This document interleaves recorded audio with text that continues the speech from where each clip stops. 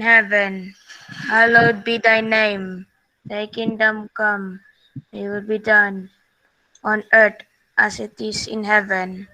Give us this day our daily bread, and forgive us our trespasses, as we forgive those who trespass against us. And lead us not into temptation, but deliver us from evil. Amen. Amen. Thank you, Bryce. Thank you, Sean Bryce. You're welcome. Okay. So our lesson today we will discuss our lesson from module 1 to module 4. So hanggang 4 muna tayo kasi masyadong marami ko hanggang 7. So 1 to 4 muna yung di-discuss ko.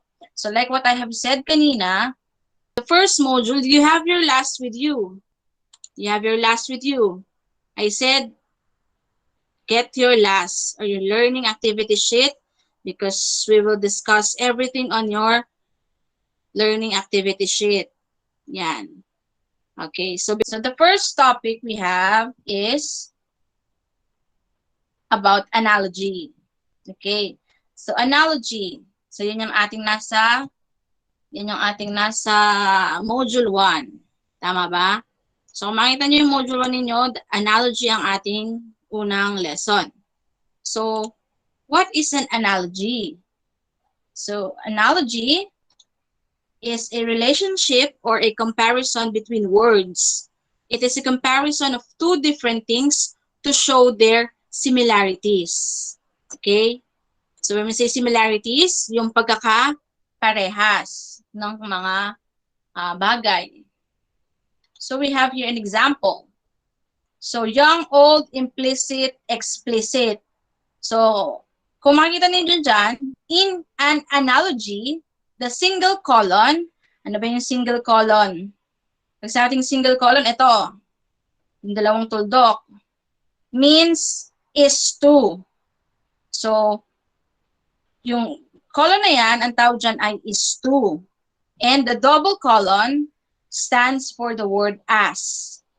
So, thus, the example above is read as young is to old as implicit is to explicit. So that is how you read analogy. Okay? So young is to old as implicit is to explicit. So we have different types of analogy. So you will see there, we have 10 examples, right? So I'll give the different types of analogy. So first is synonym. So when we say synonym, it shows two things that have the same meaning. So synonym, magkaparehas ng ibig sabihin, magkaparehas ng kahulugan.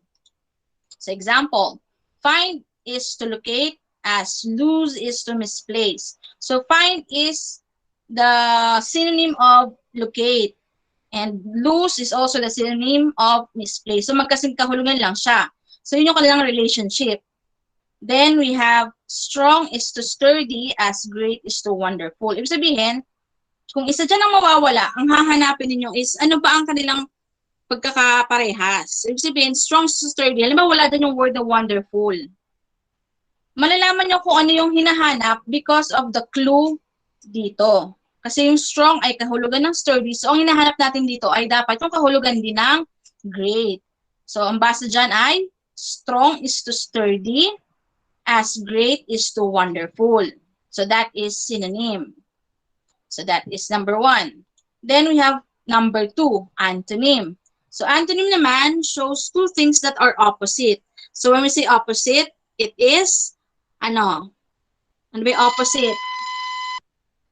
Ano yung opposite?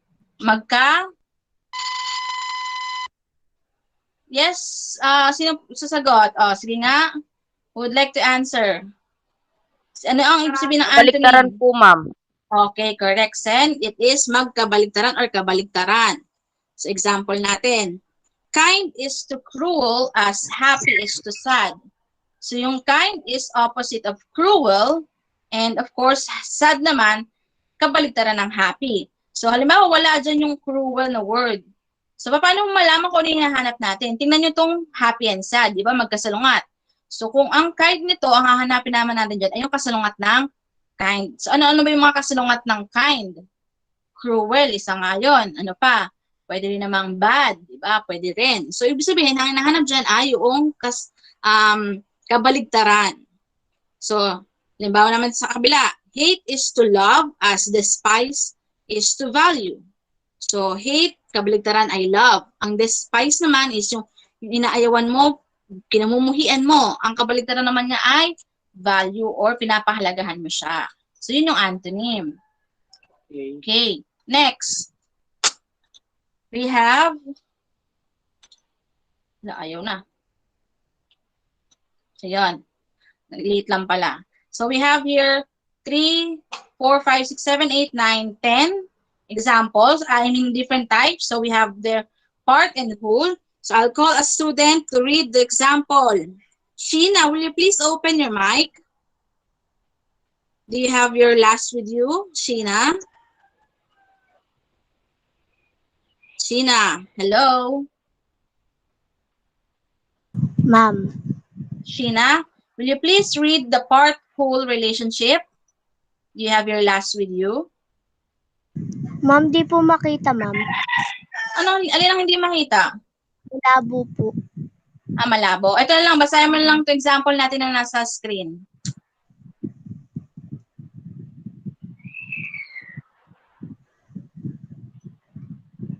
Sheena, pakibasa itong nasa example natin. Paano mo babasahin yan?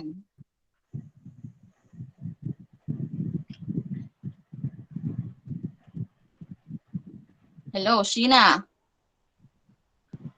Paki-open nga yung camera nyo para makita ko kayo. Open your camera, please.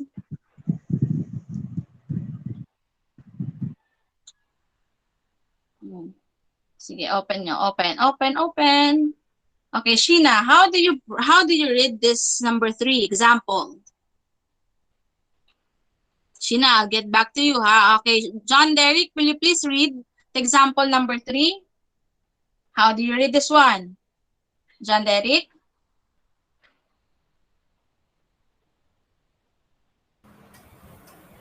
English daw.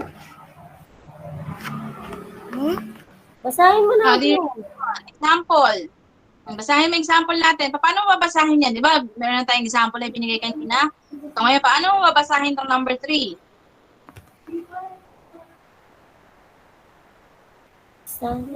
Basahin mo na. Naku po, paano kaya ito mangyayari sa atin yan? Ayaw magsisagot. Pwede ba naman yun, nakikinig lang kayo? Dapat makikipag-participate din kayo, di ba? Sige, John Derek, how do you read this example number 3?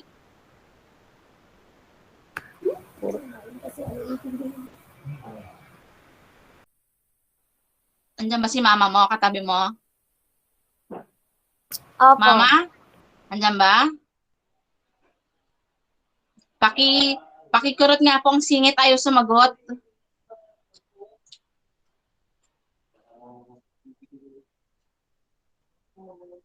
Ay nako, ayoko ng ganyan ha. Sa susunod kapag tinawag ko kayo, sumagot kayo. Hindi pwede yung ganyan na manonood lang kayo, makikinig lang kayo. You have to participate. Okay, sige.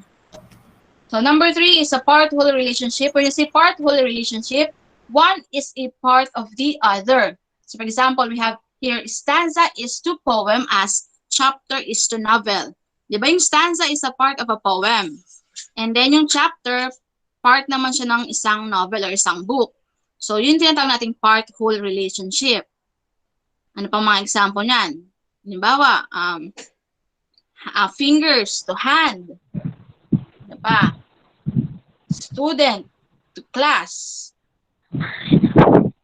Then we have here number 4, cause and effect. So when we say cause and effect, ano ibig sabihin ng cause and effect? Bunga at sanhi or sanhi at bunga. So will you please read? Sean, ikaw ba babasahin mo ba ito sa akin? Number 4, example. Sige nga, paano mo babasahin to? Open your mic.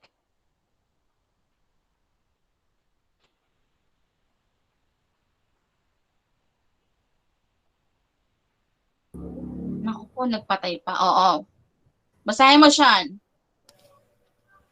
Number 4. A cause explains why something happened, while an effect explains the result. Example natin. Here are some examples. Flood, heavy rain. O, paano babasahin yan? Di ba tinuro ko na paano babasahin ng Anthony ang analogy? Flood is to heavy rain. Okay? Stands for trouble. As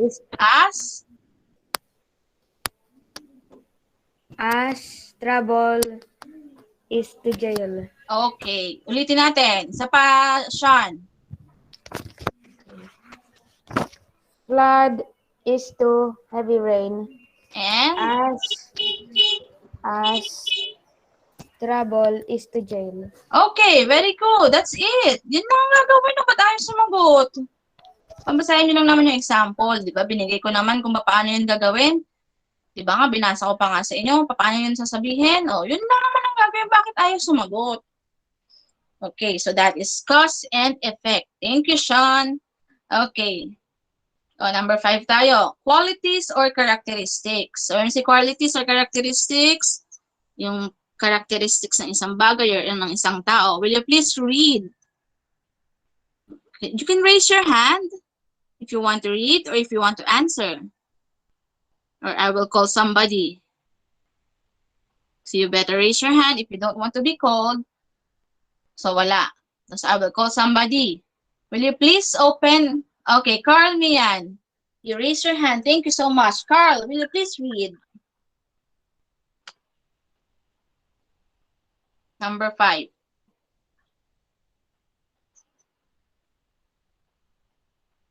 Nasaan si Carl? Number 5, quality characteristics. Mother is to love as God is to merciful. Okay, that's it. So simple, di ba? Mother is to loving as God is to merciful. Ano bang mahirap doon, di ba? Wala. Okay, thank you, Carl. Okay, number 6 is degree. So yung say degree, ito yung gaano, yung kung gaano siya kalala, gaano siya, yung kanyang intensity. So, will you please read the example? Felicity, are you there? Will you please open the mic?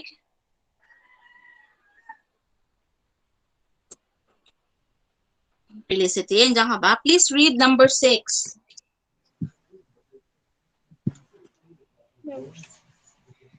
Warm is too hot. Cold is too freezing. Ulitin mo. Kulang tong ano, nasa gitna. Ano sinasabi natin nasa gitna na to? Ulitin. Warm is too hot. Ano yung nasa gitna na to? Ano tong dalawang column na to?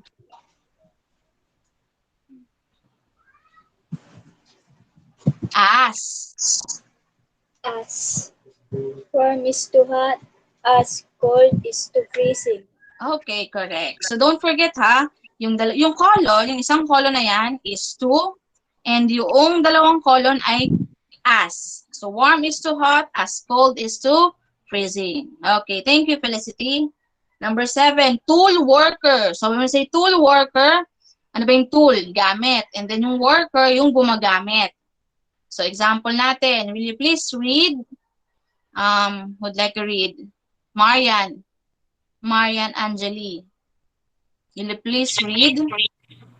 Hammer is to carpenter as brush is to painter. Okay, correct. Very good. So hammer is to carpenter. So hammer is a tool used by the carpenter, while brush is the tool used by the painter. Okay, correct. So classification naman tayo. So when we say classification, klase or uri, kind. So will you please read the example? Sino pa ba? Shiro, yes.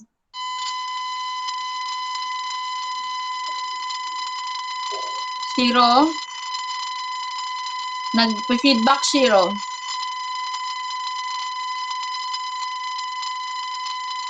Shiro, wala akong marinig. Nag-feedback lang.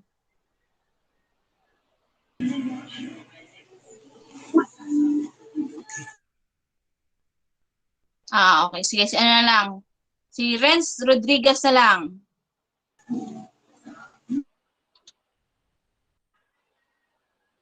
Zero, wala naririnig eh. Renz, ikaw na lang. Sitong RNZ na to. Please read. Number 8.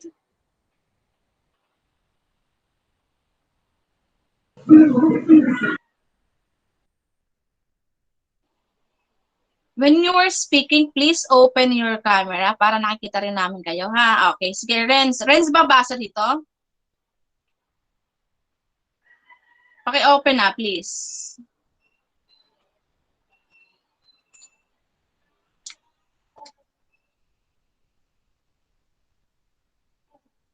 Magtatagal tayo, nako. 8, classification. So, jazz is to music as winter is to weather. And then we have 9, item, purpose. So, when we say item or purpose, when we say item, ito yung mga gamit. And then yung purpose niya, ano ba yung gamit niya? Saan siya ginagamit? So, for example, we have here, pencil is to write as microphone is to sing. So, pencil, ang gamit niya or purpose niya is to write. And of course, microphone, the purpose of microphone is to sing. Then we have number 10, worker-product relationship. So, when we say worker-product relationship, this is yung worker is yung nagtatrabaho or yung gumagawa, and then yung product is yung kanyang ginawa or ginagawa. So, for example, we have here, sculptor is to statue, as architect is to blueprint. Diba yung sculptor, ang kanyang product is yung mga statues, and then of course, yung architect, ang kanyang product o yung ginagawa niya ay mga blueprint. So, yan yung examples natin ng mga analogy. So, those are the types of analogy. Okay? So, let us have here an activity. Tingnan natin kung tama magiging sagot, ha? So, teacher is to chalk as doctor is to blank. So, what do you think is the answer? Sige nga, comment down sa chat box natin anong sagot. O, anong sagot kaya? Pen. Tama ba, Marian? Pen? So, teacher is to chalk as doctor is to A, pen, B, scalpel, C, gown, D, bag. Ano kaya ang sagot? Sabi naman ni Shiro, scalpel. Syra, B, scalpel. So, B. Tingnan na natin ang sagot. Okay, it is letter B, scalpel. Bakit po naging scalpel? Kasi di ba yung teacher chalk? Sabihin, yung kanyang tool. Ang gamit niya. Ang gamit ng teacher ay chalk, while doctor, ang gamit niya ay scalpel. So that is correct. Letter B. Okay, next, number 2. Banana is to yellow as apple is to blank. Is it A, black, B, blue, C, red, D, orange? The answer is? C. C. Tingnan na natin. C. Okay, correct. Bakit? Bakit C? Sige nga. Bakit C, Sander? Red po yung apple, ma'am. O, saan siya mabibilang? Anong type of analogy? Is. Tama ba? Anong type of analogy yon? That is for, quality or characteristics. Okay, so characteristics ng apple is red. Okay. Next, stem is to tree as fingers is to blank. Is it A, hand, B, feet, C, toes, D, legs? The answer is? Okay, the answer is letter A. Okay, so the answer is letter A, correct. So that is now a part-whole relationship. Okay, so tama yon. So nakukuha niyo po ba yung analogy? Nakuha naman yung analogy. Yes po. Opo. Nakuha naman. May question ba tungkol sa analogy? Wala na po, ma'am. Wala po. Kasi pag nagsasagot kayo, hindi nyo alam kung anong sinasagot nyo sa ano natin, ha? Sa last natin, ha? Okay, so kung walang sagot sa analogy, proceed tayo sa Proceed tayo sa module number 2. Okay. So module number 2, may nagtanong kasi sa akin kanina, ma'am, parang bitin po yung module number 2. Yes, parang bitin siya kasi mali yung pagkaka-stapler niya, ha? Kung makikita niyo diyan yung, 'di ba, yung module 1, merong kabaligtaran nasa likod. Tingnan nyo nga, yung module 1 ninyo, yung likod niyan is module 2 na. Pero yung kasunod ng module 2 ay nasa likod ng module 3. Tingnan nyo nga, naano niya ba? Yung kasunod ng module 2, sa likod siya ng module 3 makikita. Namali lang kasi ng stapler yan, kaya ganyan. Nakita ba? Napansin niyo ba o hindi? Okay. So, kung nakita nyo, yun, ha? Yung kasunod ng module 2 ay nasa likod ng module 3. Okay, so module 2 na tayo. So, that is various viewed texts. So, ang module 2 natin ay identifying the genre, purpose, and features of various viewed texts. So, yung mga various viewed texts natin ay news flash or weather report, internet-based program, movie trailer, and documentary. So let us have number 1. It is the news flash. News flash or weather report. Will you please read? Will you please read? Althea, andyan ka ba? Althea? Althea? Andyan mas Althea? Wala. Gerald, please open your mic and read the read the meaning of news flash and weather report. Gerald? Is a single item of important news that is aired separately and often in few program. It is informative, relevant, and timely. Okay, so that is news flash. Single item of important news. Okay, ano ba ang example nito?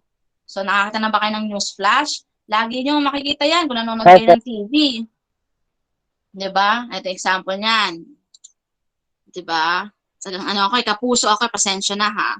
So, news flash natin is yung pinapakitang balita tuwing, siguro mga ano yun, every time na mayroong mga importanteng balita, bigla lang sisingit yung mga ano natin, yung mga reporter, tapos may ibabalita sila. So, yun yung tinatawag natin news flash. Ano lang to, saglit lang to. So, wala pa to 1 minuto, wala pa 3 minuto, ganon. And then, of course, ito namang weather forecast natin or weather report. So, ang pinakasikat na weather reporter natin ay si Mang Tani. So, yun yung ano natin, yun yung example natin ng mga weather report. So, ito yung gagawin yung, ito yung gagawin ninyong, paano nito? Performance task number 1, yung news flash.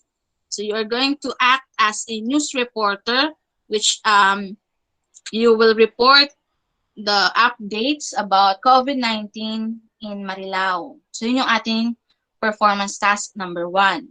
So, gaya ng sinabi ko, di ba, yung performance task number 1 natin, isasend nyo yung video ninyo doon sa FB page na sinend ko sa inyo sa GC. So, you will act as a news reporter. And then you will report the updates about COVID-19 in Marilao. So, gumagawa na ba? Nakagawa na ba? Yung tanong, nakagawa na ba? Hindi pa, no? Okay lang yan. Ipapasa naman ng ating lahat-lahat ay ipapasa sa October 11, ha? 11 ang ating pasahan. Okay, so next tayo. So that is weather report and news flash. Next, number 2, internet-based program. Will you please read? Ian Pogi. Asan si Ian Pogi? Sino ba tong Ian Pogi na to? Biglang nag-left, oh. Nung tinawag ko, biglang nag-left. Very good. Mayel, andyan ka ba, Mayel? Apa. Mayel, please read the internet-based program. This program is informative and can be accessed through the website. Okay. So, internet-based program. Ito, ano kayo dito? Familiar kayo dito kasi mahilig kayo mag-internet. So, ano ang ginagamit natin dito sa mga yan? So, usually, ang ginagamit natin dyan ay yung mga, YouTube, Gmail, Google Drive, if you're familiar with that, yung mga Google Classroom, YouTube TV. So, yung ginagamit natin na ginagamitan ng internet. So, those are internet-based program. Okay, itong ginagamit natin ito, Google Meet. internet-based program to mga to kasi we can get lessons, we can learn something from it when we search the internet. Okay? So, anong mga familiar kayo dyan? Baka mamaya familiar lang kayo sa Facebook. Familiar naman kayo dito? Opo. Okay, sige. So, next tayo ha. Next is movie trailer. Movie trailer, who would like to read? Raise your hand. Sige. Yes, Carl. Please read. Movie trailer is a video genre. It is short. Is a viewing genre. It is short clip from a film which consists of a series of selected shots that presents an overview of the film being advertised. Okay. Thank you, Carl. Thank you, Carl. So when we say movie trailer, ayan, familiar din kayo dyan. Kasi yun yung mga trailer na pinapalabas. Yung maiksing movie na para lang maengganyo kayong manood ng movie na yun. Yun yung mga pinapalabas na movie trailer. Yung mga 1 minute, 3 minutes lang. And usually, nag-start siya dito sa green na yan, di ba? So, ito yung official, halimbawa, ito yung official trailer ng Black Panther. So, ito lang yung mga parang tinatawag na gist or yung summary ng movie. So, yun yung movie trailer.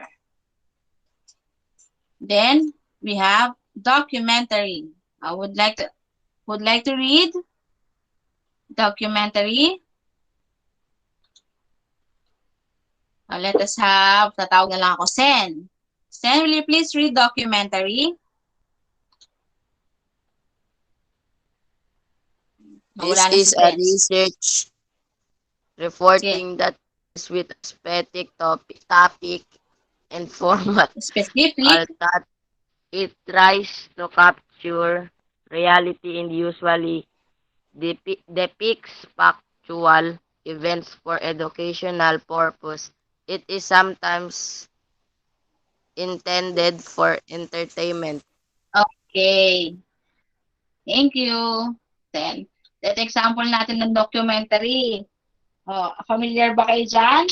Reporter's Notebook, Born to be Wild, Investigative Documentaries, Brigada, State of the Nation Address, saka yung kay Atom Araulio Special. So, yung mga documentary. Diba, napala nyo na ba yung mga Reporter's Notebook? Yung document nila yung buhay ng isang tao, halimbawa, kung ano yung mga nagdadaanan niya. Tapos, ito namang Born to be Wild, documentary din siya tungkol naman sa mga hayop. And then, syempre, itong Brigada, documentary naman ng mga issue ng bayan. Yun tinatawag natin mga documentaries. Okay? Naintindihan po ba? Opo.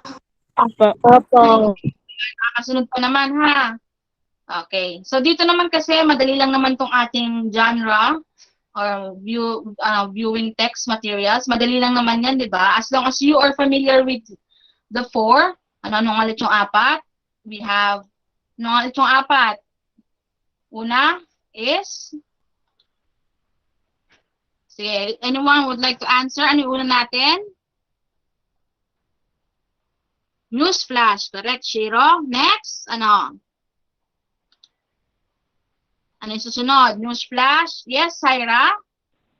Internet-based program. Okay, correct. Internet-based program. Number 3? Yes, we have movie trailer. And then number 4? And number 4? Ito nga? Documentary. Documentary. Okay. So that is module number 2. Okay? Now, next tayo. Doon tayo. Module number 3 na tayo, ha? Nakakasunod naman ba? Nakakasunod naman tayo, ha? Ito kasi, Okay, sige. Ito namang module number 3 natin, active and passive voice. Ito, grammar na ito. Okay, so, module 3 natin ay grammar, active and passive voice. So, using the passive and active voice meaningfully in varied contexts. Okay, so let us have the active voice first. So, are you familiar with the verb? Are you familiar with verb? Ano ba ang verb? Sige nga, anyone would like to answer? What is a Action verb? word po. Sino yon? Si? O, sige, raise your hand and then answer. Raise your hand. Yes, Maria Faith Ampong. What is a verb? Randriv po ang pangalan ko po. Hindi po. Sa mama ko po kasi itong ano po eh. Ah, Yun okay. po. Sorry. Sige, anong verb? Action word po. Okay, will you please give me an example of a verb? Sige nga. Kung ito ay action word, give me an example. Oh, ba't nawala? Dancing po. Running.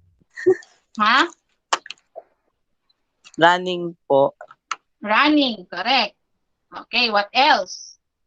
Sige, iba naman. What else? Ano ba yung mga action word natin? Dami tayong action words. Swimming. Sabi ni Shiro, swimming, correct. Walking Ano po. pa? Ha? Walking. Cooking. Okay, sabi naman ni Carl, jumping. Ni Gerald, running. Okay. So yung mga salitang kilos, we call that action verb. Pero 'di ba, hindi lahat ng verb ay panay action words. Ano ba yung mga ano ba yung mga verb na hindi action word? Familiar ba kayo doon? Familiar ba kayo doon sa mga verb na hindi action word? Hindi. Alam nyo lang panay action word.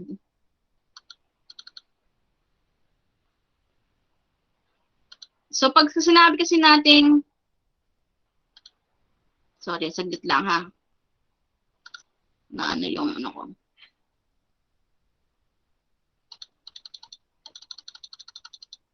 Pag sinabi kasi nating action word, hindi lang siya panay verb. Meron din tayong tinatawag na auxiliary verb or the helping verb. Ano kaya yon? Are you familiar with that? Alam niyo ba yung mga ano ba yung mga action word, I mean, auxiliary verb? Hindi kayo familiar. Alam niyo lang panay action word. Sige nga, sino nakakaalam ng mga auxiliary verb? Yung nakakaalam ba? Lagi yun kasama sa sentence. Naku po, walang nakakaalam ng auxiliary verb. Ano po, Felicity? B po. B. What else? Sige nga, what else? Mga B verb. Ano yung mga B verb? Example. Yes, Maria. Maria Faith. Pasensya, hindi ko maano yung pangalan mo. Ano ulit yung pangalan mo? Sige, sagot na. Sabi ni Shiro, shall. Po. Randrib. Randrib, ano ang mga example ng B verb? Be, have, do. Okay. He, as in he. Be po. B-E po. B, okay. So ano pa? Aside from that, ano yung mga example natin doon? Halimbawa, Mary is beautiful. What do you think is the verb in the example? Yes, Hyra. Is. Okay, correct. Is. Ano ngayon ng is? Yun yung tinatawag nating auxiliary verb. Yun yung matatawag nating be verbs. Kasi hindi sila action word, but they are helping verbs. Ano yun? Ano yun? Is, are, was, where. Yung mga shall, yung mga shall, yung mga have, ano yan yung mga helping words lang yan. Hindi siya mga verb talaga na action word. So, yun yung iba pang tawag natin sa verb. Okay, so, bakit natin kailangan malaman yung mga verb? Kasi, yung active and passive voice, we need verb to complete the sentence. Kailangan ano tayo sa verb? Familiar tayo. Okay, so ano ba ang active voice? So, when we say active voice is when the subject performs the action. Ano ba yung subject? Halimbawa natin. Yan. So, pag sinabi nating subject, pag sinabi nating active voice, yung active voice daw, yung subject, siya ang nagpe-perform ng action. So, in this example, President Rodrigo Duterte signed the law. So, ang subject natin ay si President Rodrigo Duterte. Usually, subject is found at the beginning of the sentence, and usually there are nouns or pronouns. Yan yung mga subjects natin. And then, of course, signed is the verb. And of course, yung object, ito naman ngayon, yung nagre-receive ng action. So, sino yung gumawa ng action? Si President Rodrigo Duterte. And then followed by the verb. And then followed by the object. So, yun yung active voice. Yan yung format ng active voice. Subject, verb, object. But, when we talk about passive voice, ito na, magkakaroon na tayo ng pagbabago. When we say passive voice, when the subject is the receiver of the action. Ayan. Nagkakaroon na siya ng pagbabago. Bakit? Kasi, ito na example natin. The law was signed by President Rodrigo Duterte. Ngayon, ang mangyayari, yung subject na ngayon, ang magiging receiver of the action. What did you notice? Ano nangyari? Ano nangyari sa sentence natin? Diba, nagkaroon ng pagbabago. Ano ngayon ang nasa unahan? Ano ngayon ang nasa hulihan? Tingnan natin yung pagkakaiba, ha? Ito yung passive sa taas, and ito yung active sa baba. Tingnan niyo yung pagkakaiba.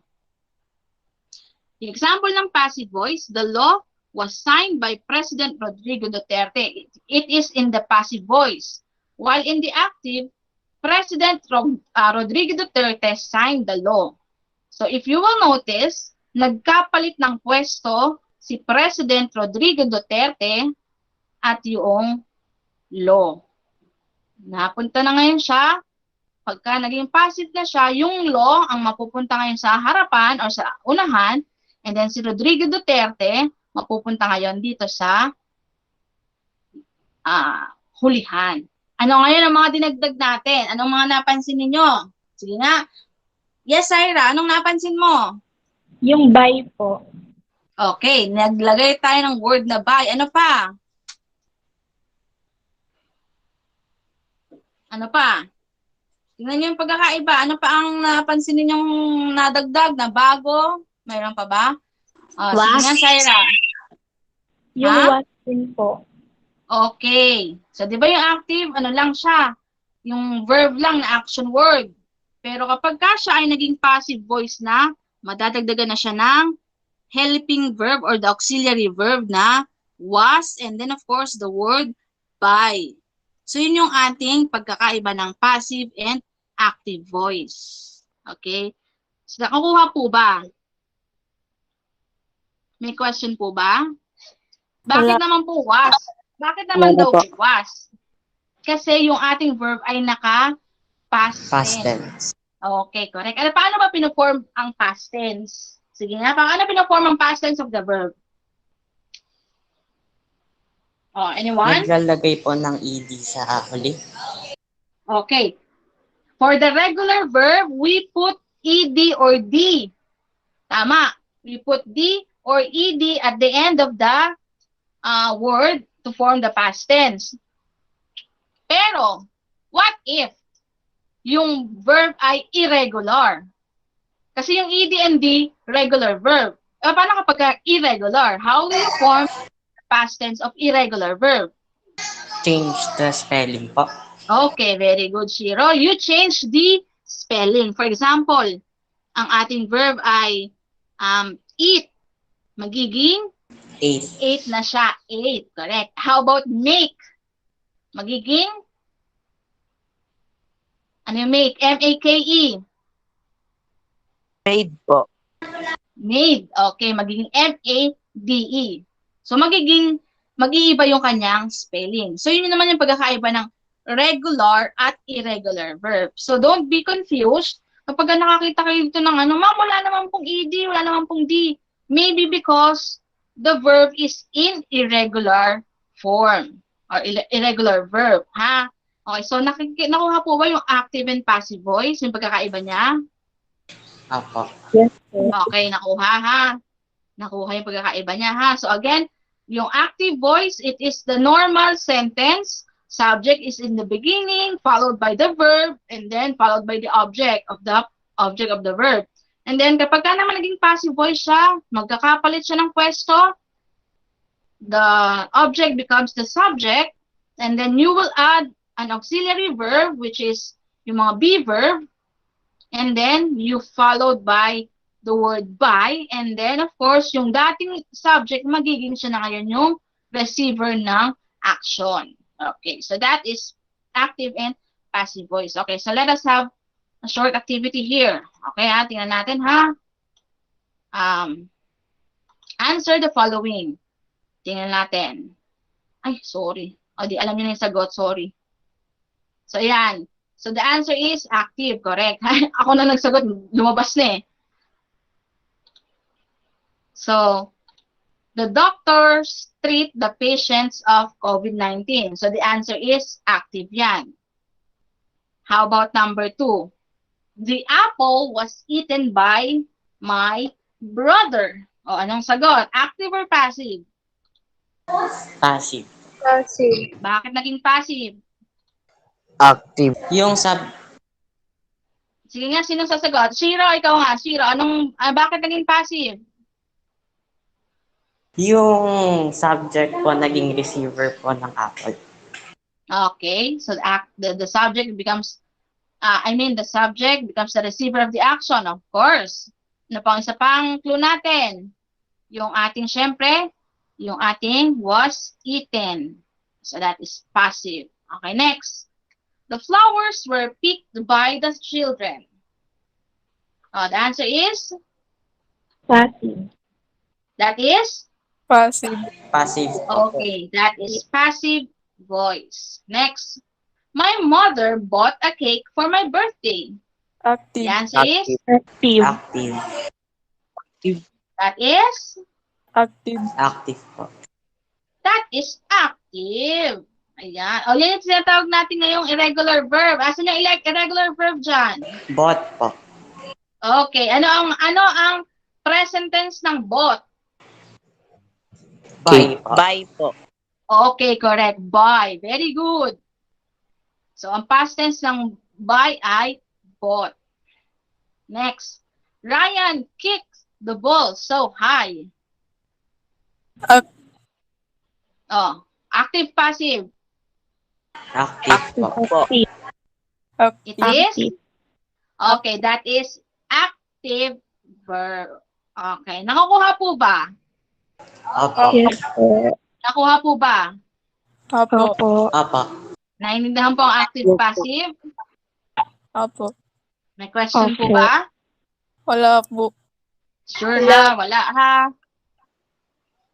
Sige. So if we don't have any questions about At active may or passive voice, question yes, po you have a tungkol question. po sa module 1 po. Yung sa independent assessment po sa What's More. Sabi po dito, identify the meaning of the underlined word po. So Pero yung sa underlined words, walang underlined Opo. words. Okay, sige. Ipapakita ko sa inyo yung underlined word. Halimbawa lang. Example lang ha. Wait lang. Ipapakita ko sa inyo yung underlined words, kung ano yung underlined words natin. Nawala nga, hindi na ilagyan eh. Ito yung mga underlined words ha. Wait.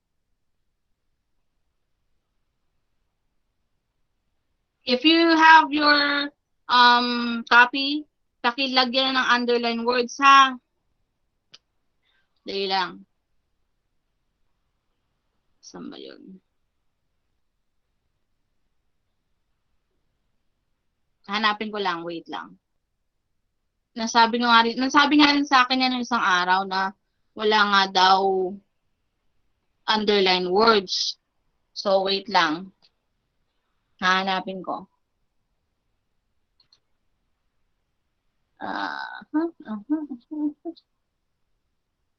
Naku po, humihina po ang internet natin. Saglit lang. Ito.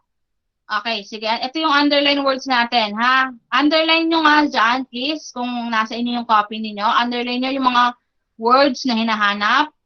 Conquer. Sige nga, paki-underline word. Paki-underline po yung mga word na sasabihin ko, ha? Hawak nyo yung last ninyo, ha? The word is conquer.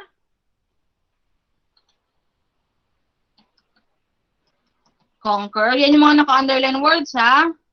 Chronological. Anxious. Gregarious. And esteemed. Okay. So, yan yung pagkakasunod. Conquer, chronological, anxious, gregarious, esteemed. Nakuha po ba? Opo. Okay, ha? Nakuha nyo, ha? Po. Nasa chat box yung ating underline words. Hanapin na lang po dito yung underline words. Okay na?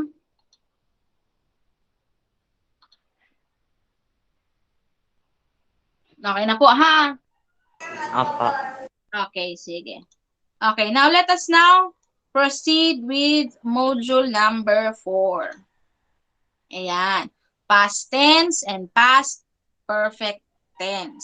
Ayun. So, if you are now familiar with the past tense, very good. That is very important for us because every lesson in our module, we need the verb, the past tense, the past perfect tense. Kaya dapat we are familiar with the tenses of the verb. So, pag sinabi natin present tense, the action is happening right now, at the moment. When we say past tense, the action happened sometimes in the past. And when we say future tense, the action will happen in the future. Mangyayari pa lang. Okay, so ngayon, pupunta ngayon tayo sa past tense and past perfect tense. Kasi marami ang nalilito rito, hindi alam magsasagot. Sa module 4 natin, using the past and past perfect tenses correctly in varied context. Okay, so simple past tense. When we say simple past tense, the verb is used when something happened in the past. On the other hand, we use past perfect tense to show that something happened before another action in the past. It does not matter which event is mentioned first, for the tense makes it clear which one happened first. Ayun yung pagkakaiba, ha? Pag sinabi natin past perfect tense, may dalawang action, and then yung past perfect tense, nangyari ng una bago yung nangyari isa pang action. So, may dalawa tayong action. One is the simple tense, and then the other one is the past perfect tense. Makikita mo daw yung past perfect tense kasi ito yung unang mangyayari bago pa maganap yung pangalawang pangyayari. Nakuha po ba? Sa example natin. Halimbawa, past tense. Ben passed the test paper. So, that is in the past, simple past tense. Pero pagka yan ay naging past perfect tense, magkakaroon tayo ng Ben passed the test papers after the bell had rung. So, kung mapapansin niyo sa past perfect tense, dalawa na ang nangyari, dalawa ang pangyayari. Isang Ben passed the test paper, and then isang bell na nag-ring. So, paano mo ito makikita ng past perfect tense? Yung word na had rung. So, had rung signifies that there was an action happened before Ben passed his test paper. So, ibig sabihin, nauna munang nangyari itong the bell had rung. Sabihin, nag-ring muna yung bell. After nun, saka daw ipinasa ni Ben yung kanyang test paper. So, mapapansin yung pagkakaiba, ha? Sa pagkakaiba yan, syempre, mas mahaba yung past perfect tense na sentence. Kasi dalawang action na yan. While yung past tense, simple past tense, isang pangyayari lang. So, how do we form the perfect tense or the past perfect tense? You simply use the past tense had and add it to the past participle of the verb. So, had plus the past participle of the verb. Okay. So, yun lang daw paano tayo mag-form ng past perfect tense. Halimbawa, Crystal ate fruits and vegetables. So, that is in the past tense, simple past tense. When we put that in past perfect tense, magiging Crystal ate fruits and vegetables as soon as she had read the articles about boosting immune system. So meaning, ang nangyari muna, nabasa muna niya yung article about boosting immune system. After nun, kumain na siya ng fruits and vegetables. So ano ang clue natin? Yung had read. Kasi yan yung clue natin na ibig sabihin, nangyari itong una bago itong sumunod na pangyayari. Okay? Nakukuha po ba? Apa. Nakukuha po ba? Apa. Okay, Yes po. Okay. Last na tayo, activity. O, tingnan natin kung tama ang magiging sagot nyo, ha? O, what do you think is the answer? I blanked Posted it po. online after I blanked the content. Okay, what do you think is the answer? Si Shiro, what's the answer? I posted it online after I checked the content. Oh, may I mali had na checked po. agad. I had Ha? checked po. I O, tingnan had natin checked kung tama, the ah. content. So, sabi mo, I posted it online after I had checked the content. Tama ba? Apa. O, tingnan natin.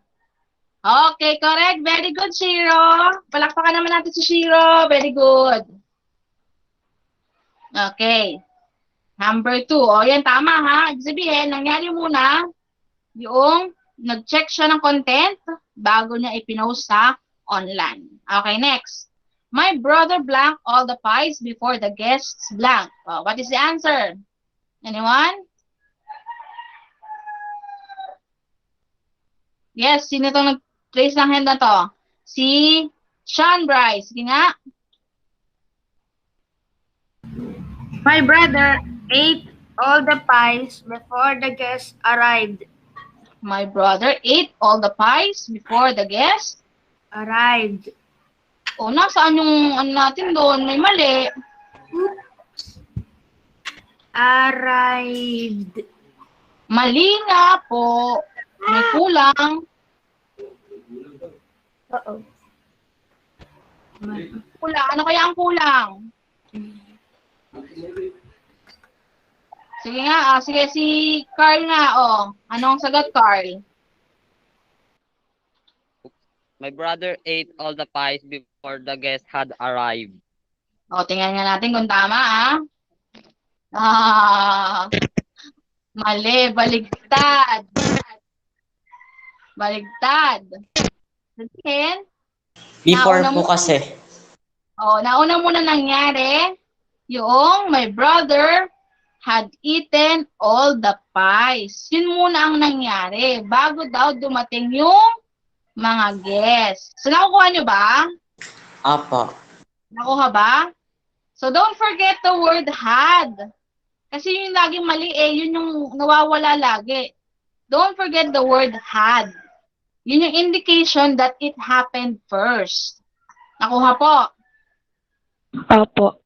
Okay. Apa. The teacher blanked the lesson before the students blanked a question. Yes, Shiro. The teacher had discussed the lesson before the student asked a question. Tingnan natin ha. Okay, correct, Shiro. Very good. So the teacher had discussed. Don't forget yung may ED ha. Discussed. Kasi past participle dapat. And then of course, ito na ang sunod ay past tense naman. Asked with ED. Okay, very good. Next. I blanked for the answer on the internet as soon as I blanked the answer. Anyone? Now, what do you think is the answer? Yes. Sige, si Shiro na lang ulit. Shiro, anong sagot? I searched for the answer on the internet as soon as I had searched for the answer on the internet as soon as I heard the answer. Tingnan natin ang sagot, ha? Yan ang sagot. I searched for the answer as soon as I had heard the answer. Okay. So, may question po ba? May Wala question po ba? Wala po. Sigurado ha? Wala na magtatanong sa akin mamaya kung anong gagawin. Yung susunod nating lesson, saka na ulit yon, ha? O, meron daw kayong lesson sa mapping ngayon. Sige. Kung wala na kayong tanong, hanggang dyan na lang muna ang ating lesson for today. Wala nang question? Wala na po. Okay, sige. Kung wala nang question, sige, okay na. You can now leave. Thank you so much for listening. Thank you. Thank you po, ma'am. Goodbye po. Goodbye. Ma'am, Yes. di ba po ba lahat ng module sasagutan sa English? Lahat yan sa papel. Yung last. Pero yung summative and quizzes, doon sa mismong papel. But if you can answer online, pagka nagbigay ako ng Google form, pwede na doon magsagot. Okay po. Bye-bye po, ma'am. Thank you po. Sige, thank you. Bye-bye.